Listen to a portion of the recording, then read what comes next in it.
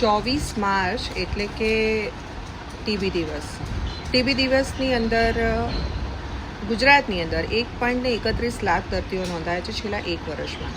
અને ટીબીના દર્દીઓની અંદર જો સૌથી હાઈએસ્ટ દર્દીઓની વાત કરીએ તો દેશની અંદર 6થા ક્રમે ગુજરાત રાજ્ય આવી રહ્યું છે. છેલ્લા 1 વર્ષની અંદર જ 1.31 લાખ દર્દીઓ નોંધાઈ ચૂક્યા છે. તો આવું કેમ?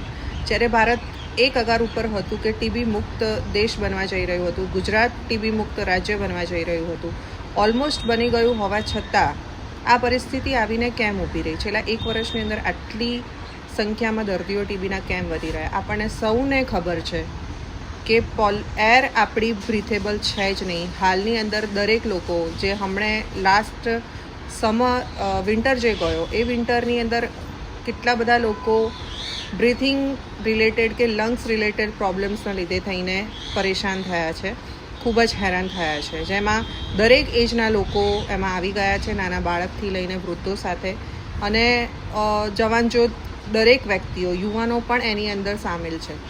તો આપણને ખબર છે કે પરિસ્થિતિ અત્યારથી જ આવી છે જે દિવસે ને દિવસે કથળતી જઈ રહી છે. તો સરકાર અને તંત્રએ આ માટે યોગ્ય પગલાં અતિ ઝડપે લેવા અનિવાર્ય છે, જેના લીધે થઈને આ એક છે ને શ્વાસ લેવો એક મૂળભૂત અધિકાર છે, બરાબર? એટલે એના માટે થઈને જે એક મૂળભૂત અને અધિકારિક વસ્તુ હોય એના માટે એ પ્રાઇમરી વસ્તુ પર આવી જાય છે.